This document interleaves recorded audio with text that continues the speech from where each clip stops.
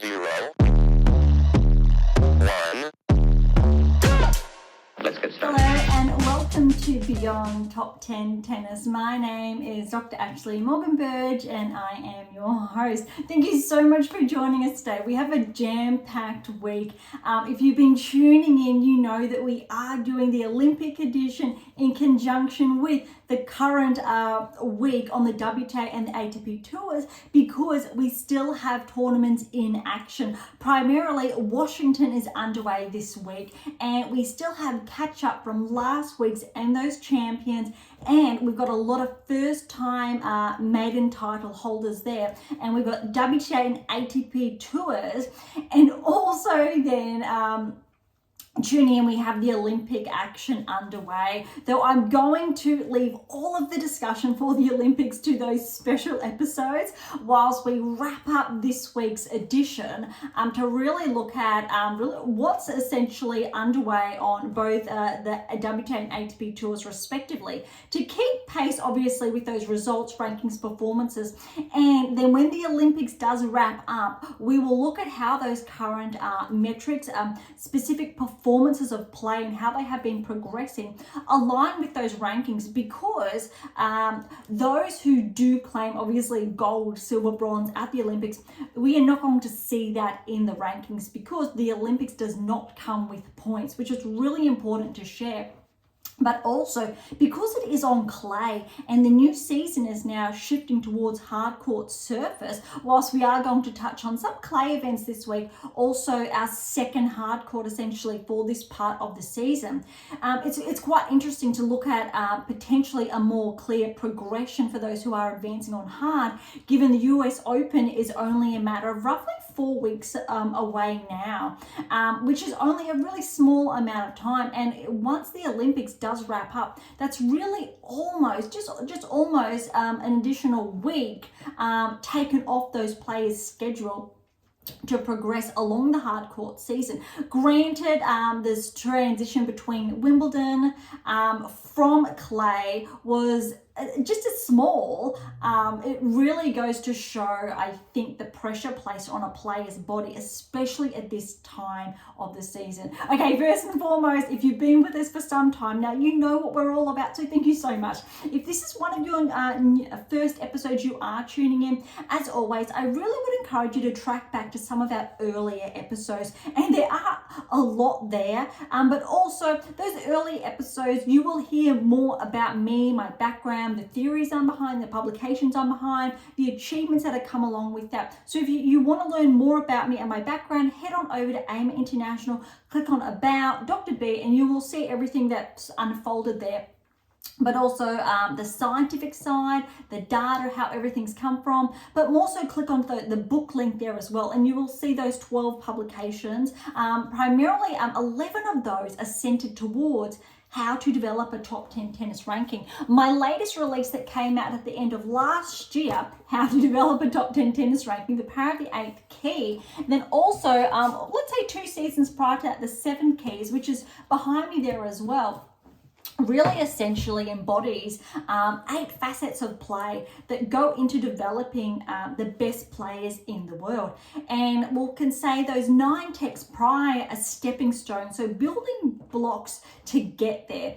So without that knowledge and that knowledge base, if you prefer, those 8 keys are not attainable or maintainable as well in equal measure, because you need to build those foundations. And for those of you who ask why so much, first and foremost, to become one of the best tennis players in the world, it's not easy, but also a lot of work goes into that, but also the knowledge bank, and you are building that to better understand, ascertain the different moving facets that are in play there. So again, those early episodes dive into more of, let's say, the data, the scientific underpinnings, but also the work in those earlier texts that is more broadly extrapolated before this season we transition to really pinpoint rankings and results almost in real time, or as real as we can get, with the live rankings and those results of the past week, and to really share any relevant cross sections there, additional insights insights on how players are tracking, but also how our metrics serve to, with our predictive analytics, to look at which players are going to progress and others that potentially are not. Some of the best players in the world, from Swiatek, Alcaraz, Sinner, Sabalenka, we've been able to, and my data's been able to pinpoint if they would rise to a top 10 ranking, if they're going to stay there, when potentially they were going to win a Grand Slam, if they were or were not, but also prime players from many seasons ago, if they would crack into the top 10. One of the most recent this season is de Minaur. Players who are going to regress outside the top 10 this season, we've said the likes of Fritz and Tsitsipas both have. The same with more recently, say, Jabeur. Yes, she has. Sakari earlier this season before progressing back in. And on that micro scale, it's only these key, very minuscule inferences that we get to really compile to say if a player is going to stay there or not. So what you get to do with that is to say, well, if that minuscule piece of data shifts my performance, let's really knuckle that down. Let's make sure I'm implementing these key technical parameters, integrating them each and every training session to make sure I'm staying at my absolute peak of the game. Because if there's a hiccup there, we know we're going to regress. One that's come to light more recently, obviously, and we've touched on this a number of times this season, is Rune and his coaching team, why he also was predicted this season to shift outside the top 10, which we know has happened, and we have episodes that have focused around that, but also more so the coach-athlete relationship. And believe it or not, I actually went to bed last night thinking about today's episode and around the coach-athlete relationship, and I normally don't share, I think, the behind the scenes discussions there that really go on between when I'm thinking about how I can best phrase this. And look, a lot of those earlier texts are around the coach-athlete relationship because it's so incredibly important, powerful. One of those keys is also really wrapped up in that. And for those of you who are not familiar with that, really quickly, it's really the relationship, the intersection between the coach and the athlete. And there's no necessarily right or wrong with that individual, but it's finding the alignment between the two pairs. One of the biggest fundamentals that I can say, however, and when we're looking at a play inside the top 20, let alone top 10, which was Rune's case, now top 20, and that coach-athlete relationship, we know it was broken. And when I say broken, we're saying one of the biggest indicators, and I cannot stress this enough, if your heights are set on a top 10 ranking and staying there, ask yourself the question and your coach the question, do you know the 8 keys? It's that simple. If they do not, it's more likely than not broken. If they do not have the willingness to upskill with those 8 keys, you know the answer. And whilst we know that Rune's now former coach was very successful with a previous player, and I won't repeat that intentionally, we know also with the data, just because a coach can be that successful with a player does not mean they will be that successful with another player. And you go, why? You have all of this knowledge potentially at your disposal, but if you are not equipped to form a successful and conducive coach-athlete relationship, it's not going to work. It is absolutely one of those fundamental pieces, and why it really is wrapped up in one of those 8 keys. And it really goes to show, because it's a prime example we see over and over again, is that if you are not able to reform and establish a healthy relationship with a player and between that coach, the likelihood of the success happening and the continuation of that success, let alone claiming that maiden Grand Slam, is weakened. And there's a lot there. Obviously, look, to learn more about that, the 7 keys right here, the 8 keys there, and why? Because the 7 keys, it's broken down into obviously those 7 fragments, if you like. The 8th key is that detailed, it takes up a whole text in and of itself. And obviously, to really grasp the underpinnings of each key is where all of those other books come in. Why?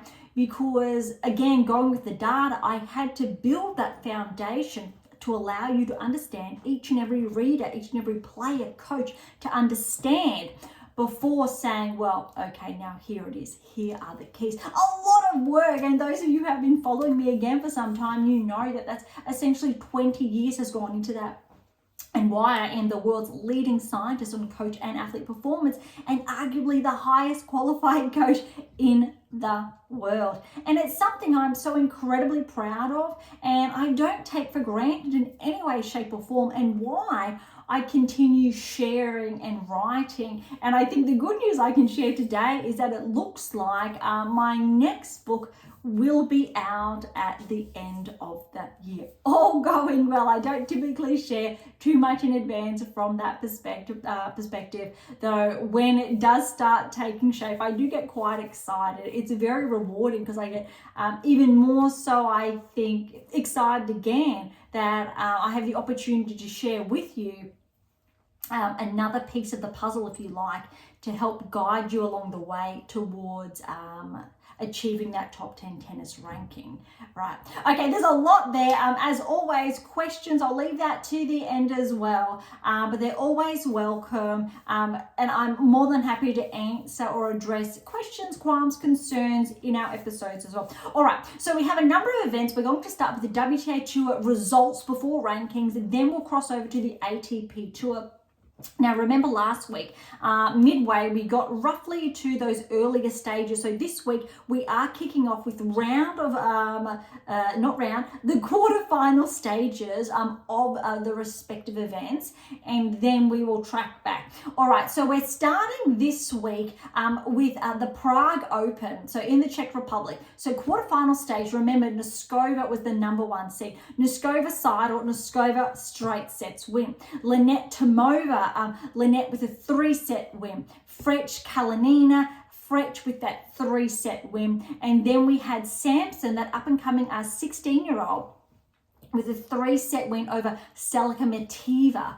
Really impressive there. So semi-finals now. Nishioka, number 1 seed, has been tracking quite well. Linette, the 4th seed, Linette with the win. 6-3, 3-6, 7-6. So I'll say that again. 6-3, 3-6, 7-6, 7-2 in that tiebreak. So Nishioka was upset there. Noteworthy, Linette has been making inroads this season. I won't say tracking, but she has been making those key progressions. All right, Samson and Frech. Frech was the 6th seed. Frech with the win here. But look at this scoreline. 3-6, 6-love, 4-2, Samson retired.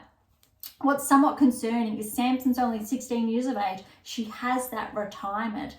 Now, you need to remember as well what I've just touched on, all of those texts that have come prior to the keys being shared is around mitigating injuries, which means irrespective if you're that 10-year-old, that 20-year-old, that 15-year-old, that 25-year-old, that 30-year-old, these technical parameters are designed to slightly adapt your game to make it more functional, to ensure you are mitigating injuries along the way, to allow you to play longer at a higher level.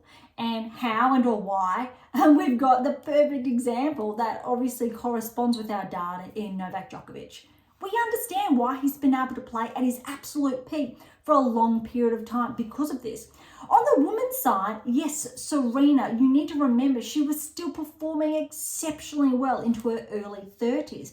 Another player from years ago, remember Li Na. She did not peak until those late 20s, early 30s with incredible success. But you need to be able to maintain your health and your body for an extended period of time. We know Nadal as well. But let's reflect as well. Nadal didn't start coming down with let's say, a number of injuries until he was into his 30s.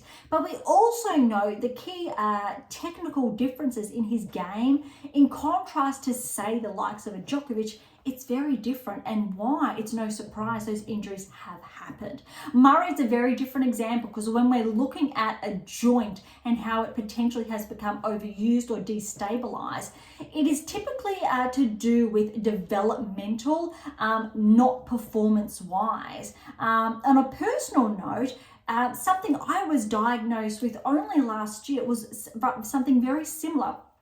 hip impingement, so with my hip, FAI, for those of you who understand that. And we know that there are some things that are out of our control, say that are bone related. But when we're looking at mitigating injuries from a tennis standpoint, performance wise, being able to establish those peak performances, these are the conducive technical metrics. When you apply them in your game, you get to achieve the pinnacle of play that correspond with the likes of each and every Grand Slam champion for more than the past 10 years. Every Grand Slam champion over the last 10 plus years correlate more often than not with these metrics. And the likes of a Serena, Federer, Nadal to Djokovic, the 4 players, the best of all time with 20 plus Grand Slams each, all correspond with these metrics. I don't think you get any more impressive than that, and it's really exciting. And I don't typically share that, how profound it is, because I focus on the in-between, but it's so incredibly important. Okay, the final result here. Linette did get that win over French, 4th seed, 6th seed respectively. Linette 6-2, 6-1. It's her maiden Grand Slam title, which is really, I think, interesting, but important to note that even if you are ranked inside the top 100, top 80, top 50, does not mean you have won a title on tour yet, which may come as a surprise for some. It's a surprise to me also still, but it still shows how hard and competitive it still is, even if you've been on tour for a number of years, to literally land that maiden title. Really impressive for Linette there. So we will see a progression in her ranking when we get to there shortly. All right, the next one is the Iasi Open in Romania. Quarterfinal stage. May Andreeva was the 1st seed, so she played Moscovic quarters, 2-0 win there. Danilovic over Bonda, straight sets. Recall last week's episode how we touched on Danilovic and how she has subtly been tracking but not consistently. Really good event for her here. All right, Evanesian and Christian, 5th seed and 3rd seed respectively. Evanesian with the win there, straight sets. Paquet and Jackie Mo. Paquet with a 3-set win over Janjevic.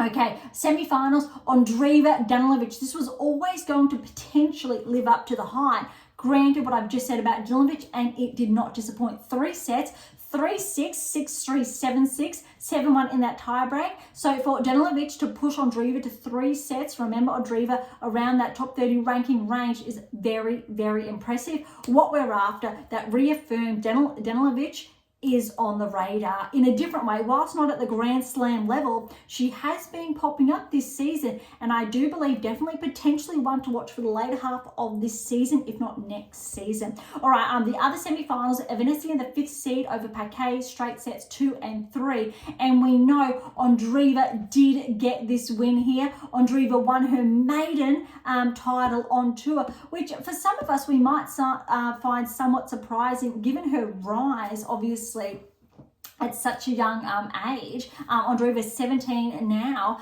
but number 1 seed, 5-7, 7-5-4. Love, unfortunately, Evanesian did retire there. So I'm just going to refer back to that conversation I've just had around mitigating injuries, the importance there, and that you should not be retiring on tour. There are ways to make sure you do maintain that health, and it is directly correlated with how your body moves, those technical parameters. And if there is a gap in your coach's education, they can upskill with those 8 keys. And as a player, if you ask that coach, do you have the 8 keys? Are we integrating them into my game? If that answer is no, the answer is there for you. All right, next event, we are going somewhat quickly now because I really want to have enough time to look at obviously the ATPs, but also dive into the rankings. Polish Open, the quarterfinal stage here. All right, this was a smaller event in comparison to the others, but do remember, I did gauge those predictive analytics last week and I did highlight Parks. So those of you who have been following along, we know the answer. So that is another tick with the data and these conversations that we're essentially having in real time, because Reflect, I was sharing that when it was live and underway before the results were uncovered. If you're not sure, track back to last week's episode to reaffirmed there. All right, Joint and Boulevard, straight sets to Joint. Schwalinska over Semensaja, straight sets to Schwalinska. Parks is very familiar there, and what we did touch on just a short time ago over Shinikova, straight sets, and Kung over Glushko, all right, straight sets. What I did really want to reaffirm, and that was 3 sets, my apologies, semi-finals now before we dive in, is that a lot of these names we're not so much familiar with because they're not essentially ranked within that key ranking range that we do highlight on. However, it was noteworthy to look at a couple of these names and how this event was unfolding to potentially see if one of these players was on the radar or would shift potentially. All right, we'll get there. All right, we are now at that semi-final stage, and again reaffirming the progression and those names that I've already mentioned. All right, Joint did get a 3-set win over Schwalinska, 6-2, 2-6, 6-love. Then Parks 3 sets over Kung, 7-6. That was 7-4, 3-6, 6-2. And the winner there we had in the final, Parks Joint, and again with our data, 4-6, 6-3, 6-3 to Parks. Another tick for the data. I love that when it happens. Maiden title, I do believe, for Parks, or potentially it is her second. Let's go with maiden at this level nonetheless. All right, the big event, this one is actually, there's only one event this week on both respective tours because the Olympics is and or are underway. And that is in Washington for both tours. We only have on the WTA tour those first round results, and we obviously do have a number of buys, but it is a round of 32 is where it starts. Sabalenka is obviously the first seed. It looks like she's been given the green light to play with that obviously shoulder injury that has sidelined or did sideline her essentially from Wimbledon, and we already knew that withdrawal from the Olympics earlier on. I'm pretty sure there's another conversation behind there, but she did have a little bit more time to recoup and prepare for Washington. So she does have a bye first round and will face off against Rakimova in the round of 16. All right, Volonyets over Rakimova. Rakimova with that win 4-3. Wang over Pliskova.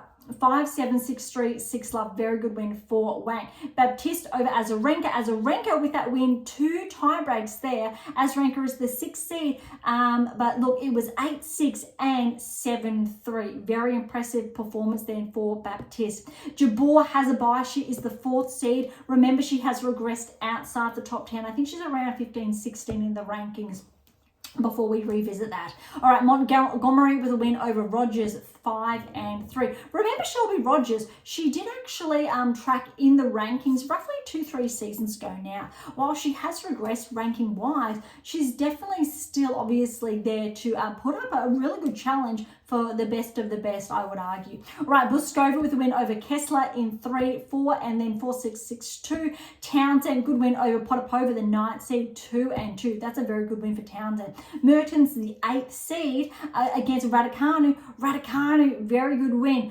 6-2, 3-6, 6-4. A little bit surprising Raducanu did not play the clay surface at the Olympics. That said, she is young enough to know that she will ideally have another 1 to potentially 3 more Olympics in her if she maintains a level of play, which again is no mean task. We don't have that many players who do maintain that level of play over, let's say, that 10, 15 years of play. Well, essentially that 12 years over that 3 Olympics. We know Murray obviously had that 2 there, and I did touch on that in our Olympic edition, but more so Kerber. Kerber's picking up wins as well this week. We know she's medalled previously, that she did get that silver, and she has performed quite well at the Olympics, but there are not that many players. Yes, Serena did as well, Venus did, but neither of them got multiple to their name. It's not as though Venus and Serena shared those gold over 3 to 4 Olympics. There's a lot there. Nadal as well.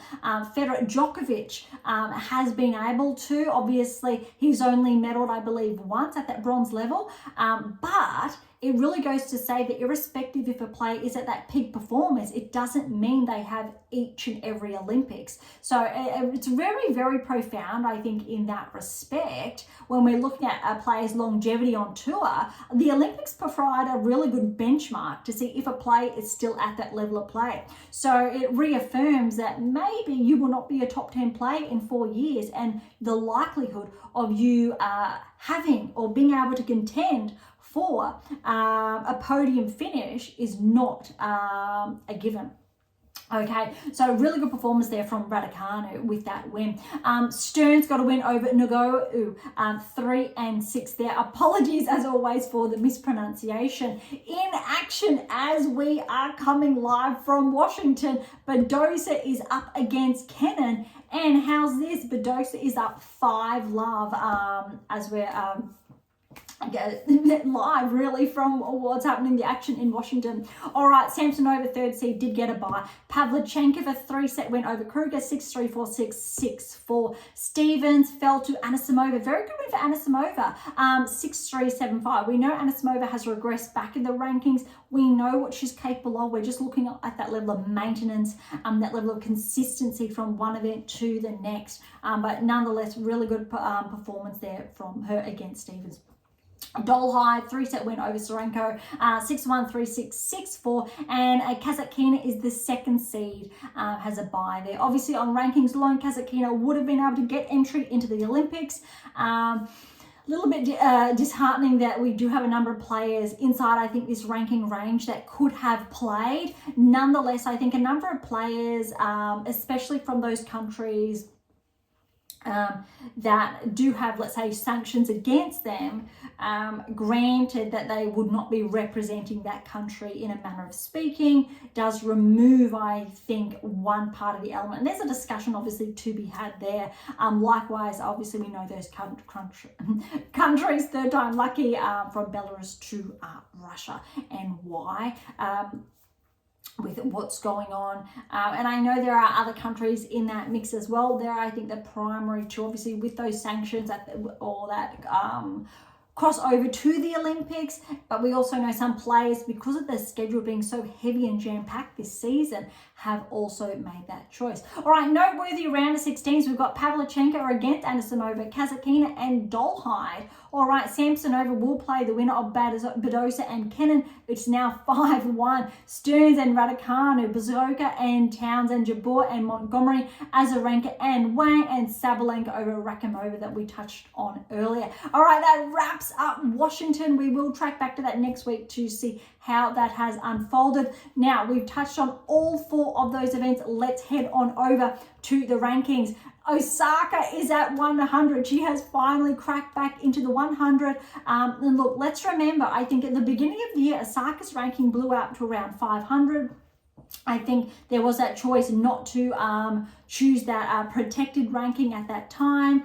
We do know, however, when or before Osaka did take that time off, that ranking had progressed, but she did take time away from tour nonetheless. It had in no way, shape or form reflected her performance. So great to see Osaka at that 100, cracking back in there, 2-point progression. And I think with the hard court season, I'm really looking for just onwards and upwards from Naomi. And I said this earlier on in the season that if Osaka makes a really good run at the US Open, round of 16, quarterfinals, potentially semifinals, I'm not going to be surprised. But I really want to see that level of play from Roland Garros transfer over to the US Open. So far, not at the Olympics, but she did have a tough first round, I believe, against Kerber, but we're really looking for Naomi to track, and I definitely believe she's more than capable of that. All right, bigger moves, we've got Paquet's up 8, so she's cracked into the top 100 at 98 in the world. Baptiste, Hibino to Zarazua, 4 and 3 places up respectively to 97 through to 95. Seidman's taken a really big hit, a 29-point regression, so she's in at 93 in the world. Saville's back 15, 92. All right, other, I think, big jumps. There's a lot of movement here in the ranking ranges. A lot of shifts from Darts at 75. She's up 5, and Gulbik's up 5 at 74. A lot of movers this week. There's Torsen, I think, is the only player who has stayed steady inside the top 60 that has just maintained that ranking at 63. Well, there's each and every player that I am passing at the moment has shifted in their ranking. Buska has stayed the same at 60. Parry's back 7, 59. Evanesian is up 18. That's huge, 58. We've just touched on the white. Christian's up 4, 57. Burrell's back 11, 55. Kennan's up 2, 54. Suna's up 2, 53. Inside the top 50 now. Fretch is up 9 to 48. Pliskova is back 1, 44. Linette is up 7, 41. Would have hoped that gaining that title, winning that maiden title, would have pushed Linette a little bit further up the rankings, but I guess 7 is still better than potentially that 1 or 2. All right, inside the top 40, we do not have as many movers. Bulta's still firm at 34. We know she's top 30. Pavlyuchenkova's firm at 33. We know she's top 30. Svitolina's still at 31. We know she's, well, I'll say top 30, but really top 15. Makova is at 30, followed by Alexandrova, Yastremska. Noskova's firm at 27. Garcia, Fernanda, then Schneider's at 24. Andreeva is up 9 points, a new time ranking high with that maiden title, 23 in the world. Haddad Maia, then Vekic is at 21. All right, no ranking movers inside the top 20 now. Azarenka is the same. All right, Vondrasova is 18. Jabor's at 16. Keys is at 14. I am skipping by 2. Kazakina is at 12. Ostapenko is still on the cusp of becoming a barrier breaker again this season. All right, no movers in the top 10. Swiatek, Gorf, Sabalenka. Rybakina is not in the Olympics, nor is Sabalenka. Palini, Pagula, we know, early exit. Zeng still in action. Sakari still in action. Collins and Krejcikova are still all in action. So that's 8 of the top 10 who are in action at the Olympics, okay? But only Rybakina is not in action, it doesn't look like. And Washington, Sabalenka obviously is in action. Just do I think put the top 10 better into perspective. All right, let's head on over to the ATP Tour now. We will get back to the rankings last, but let's first look at quarterfinals onwards for Croatia. So the Plava Laguna Croatia Open, all right? We do have Rublev was the #1 seed. So he had a 3-set win over Marazan. Cerundolo, 4th seed, 3-set win over Senegro. Menzik and Seng, Menzik straight sets win over Seng, that lucky loser there. Mazzetti over Lechevich, 3-set win as well. All right, on to the semi-finals. Rublev surprise upset here. Well done to Cerundolo. 4th seed, 7-6, 6-4. Tiebreak was 8-6. Reaffirming, remember, why Rublev was marked to regress outside the top 10. He's still ranked inside the top 10, but he is still one of those players that really, when we're looking at the data, the analytics needs to shift outside the top 10 to really reaffirm the status and the depth of the current players. Okay, Menzik and Mazzetti was the other side of the semi-finals, and Mazzetti with a very good win over Menzik, 4-1. And title-wise, well done to Cerundolo. Granted how well Mazzetti played at Wimbledon, Cerundolo 2-6, 6-4, 7-6, and that was a 7-5 tiebreak there, but that is sensational then for Cerundolo to grab that title. Really good win over Mazzetti. All right, that one wraps up Croatia. Onwards to, we're onto the Atlanta Open. A quarterfinal stage again. All right, we had Shang, the qualifier over Purcell, who was the 8th seed, but Shang, very good win, 7-6, 6-4. Thompson and Davidovich Fokina, the wild card. Thompson with a 3-set win. Nishioka over Tiafoe, the 3rd seed, really good win there for Nishioka. Rinderknech over Bellucci, the qualifier, 3 sets. Very good one there for Rinderknech. All right, semi-final stage, we had Shang and Thompson. Thompson with a 3-set win over the qualifier, 6-3, 4-6, 6-3. Nishioka over Rinderknech, all right, 6-3, 4-6, 6-4. Very good one for Nishioka. All right, Thompson into the final with Nishioka, and Nishioka with a win over Thompson, the 4th seed, 4-6, 7-6, and 7-2, 6-2. That's sensational for Nishioka. Nishioka has not necessarily been tracking this season. That's an exceptional result. I think without a doubt Nishioka is on the radar with that maiden title, I do believe. A really impressive performance, and it'll be very interesting to see how Nishioka now performs, I think, next tournament and leading on towards the hard court season.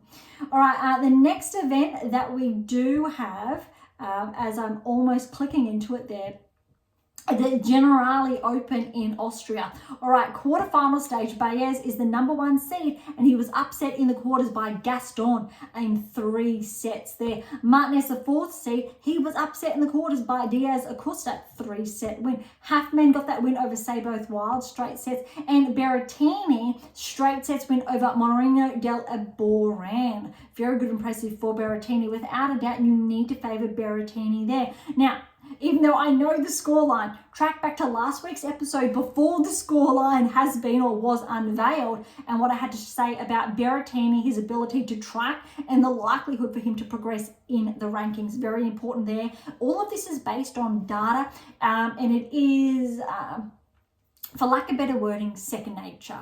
As someone who's a scientist and who is the best at what they do in the world, it is second nature for me to look at a player's game and to share with you if they will or will not progress.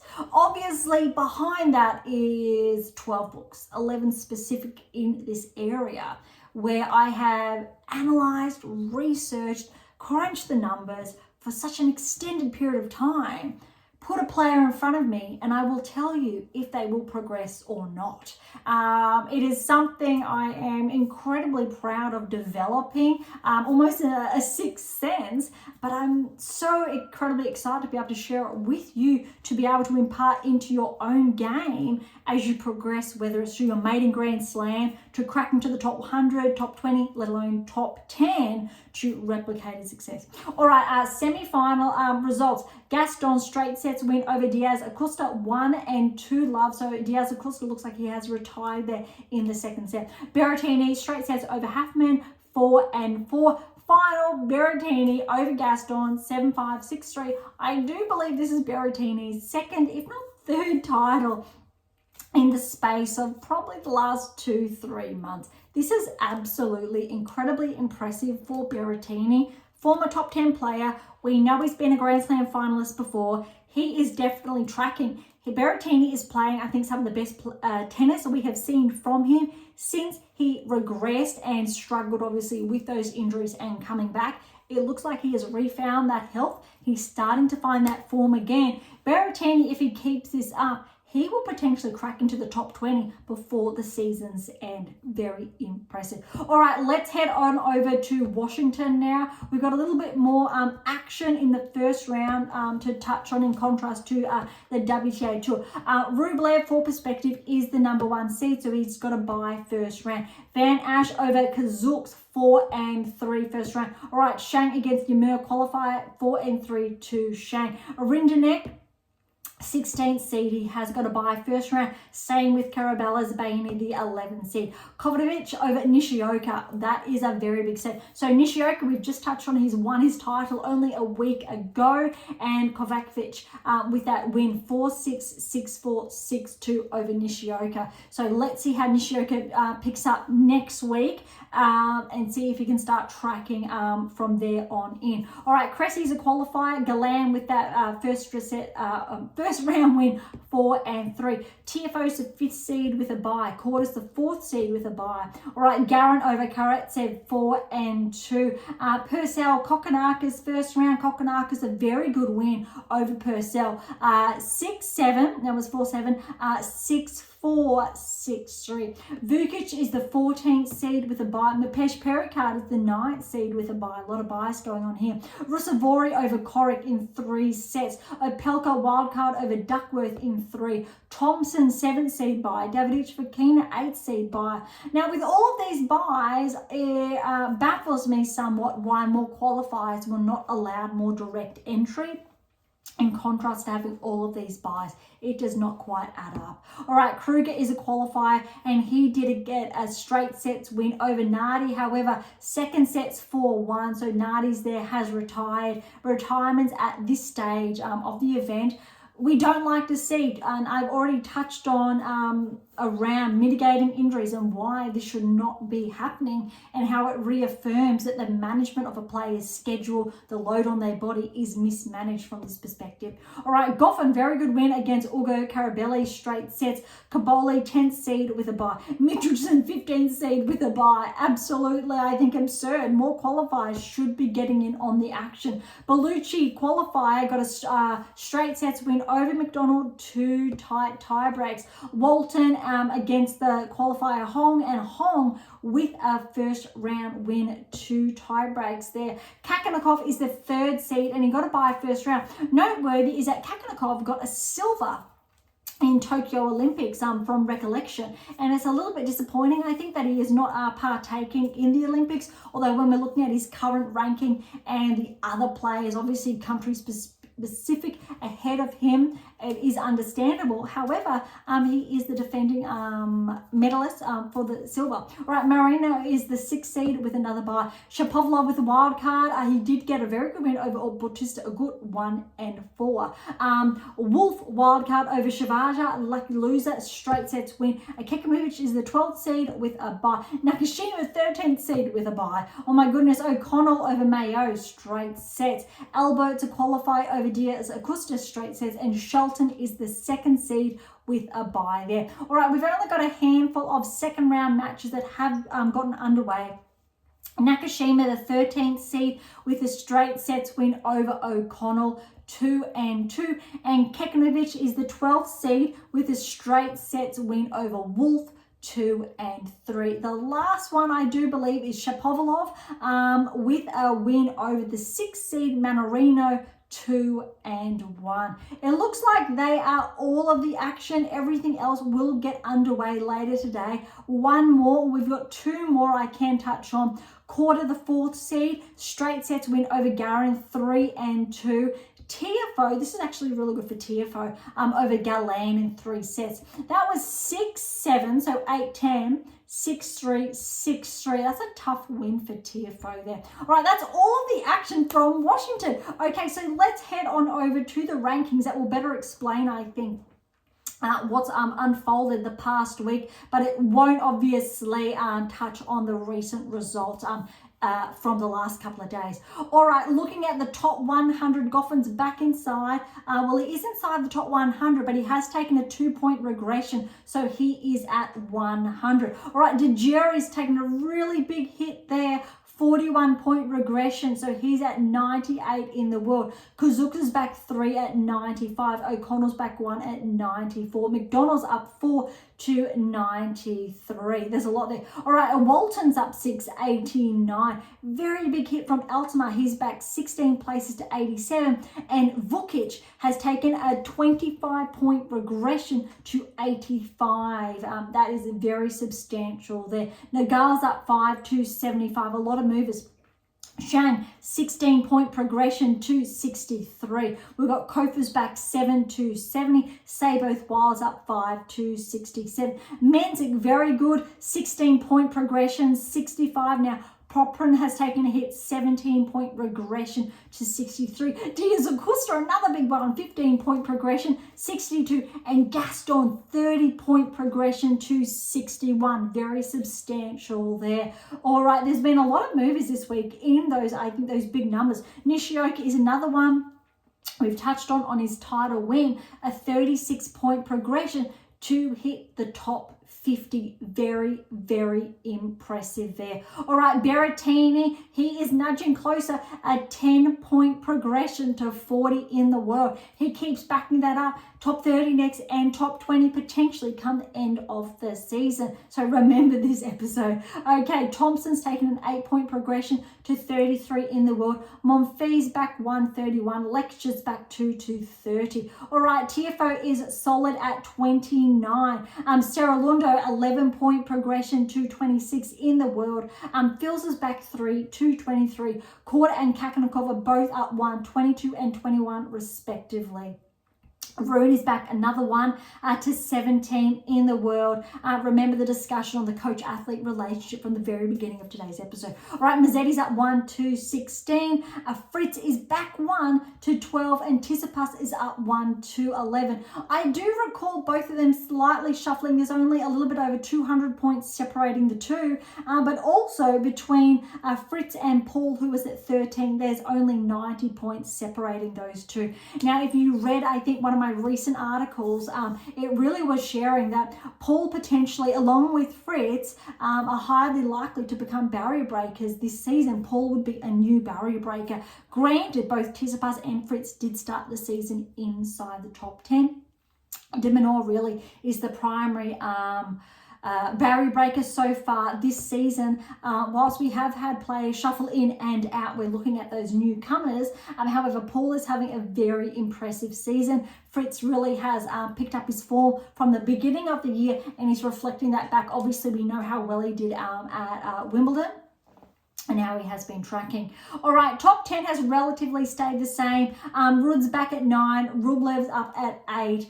You've heard what I have shared, however, about Rublev's performances. All right, everyone else is steady from 7 through to 1. We know, unfortunately, Sinner did withdraw from the Olympics last minute. So we do have Djokovic as leading, I think, the Olympics there, followed by Alcaraz and Zverev, who is the defending gold medalist. And then Medvedev, De Minaur did withdraw also last minute, unfortunately, and did not live up to, I think, the best of his abilities through the doubles either. But that's quite noteworthy. I have not seen Hurkacz in action at the Olympics yet, so I'm pretty sure Hurkacz is not in action, and let me check that to you as we talk. But no, it sounds like, or recalls that he was going to play. However, he did not participate. So Hurkacz was a late withdrawal when we're looking at his fitness, and he did have a knee injury leading into the Olympics. So that explains that. A little bit disappointing. So that also why I did not see him in action. Okay, that really, I think, wraps up all of the action when we're looking at the rankings on both the ATP and WTA tours, along as with the results. There was a lot to unpack today. Today's episode is a little bit shorter because there's only one event really underway on both the WTA and ATP tours, but also we were halfway through essentially the 3 events on both the WTA and ATP tours across the past week. All right, so that really wraps up today's episode. Thank you so much for joining us. Look, to grab a copy of my latest release, How to Develop a Top 10 Tennis Ranking, that's the correct way, or the 7 Keys, or any of my other books, head on over to AM8 International. Book tabs, you'll see them all there, or head on over to Amazon. So irrespective where you are based in the world, they are all there for you to easily grab a copy. For any comments or questions, head on over to AM8 International, where you can see sections on our blogs, especially, where you can now leave comments. I'm looking forward to receiving them as well. All right, so you can comment there, or head on over to the topic thread, leave comments there, and that's a social platform developed on data privacy. To interact with Beyond Top 10 Tennis, head on over, yes, to AIM International, Spotify, Topic Thread, or YouTube. To catch up on our blogs, head on over to AIM International, look at the blog tab, or you'll find some of them over on Medium. And as always, I'll leave all of the links in the episode notes. For something different, head on over to Pink Octopus Books. That's where my fictional releases, and you'll see that just in the background there. For something left of field, visit Spruik for some random polls. And of course, if you enjoyed today's episode, please like, subscribe, or share. It would be absolutely phenomenal and incredibly appreciated. And for those of you who are interested, we do have scholarships available at AM8 International, as well as options to work with me exclusively to optimize your performance and nudge you closer towards that top 10 tennis ranking, or potentially your maiden slam or replicated success. So as always, don't be shy and come and say hi. All right, on that note, thank you so much. Thank you so much for listening. I am so incredibly grateful. I am your host, Dr. Ashley Morgan Burge, and thank you. I will see you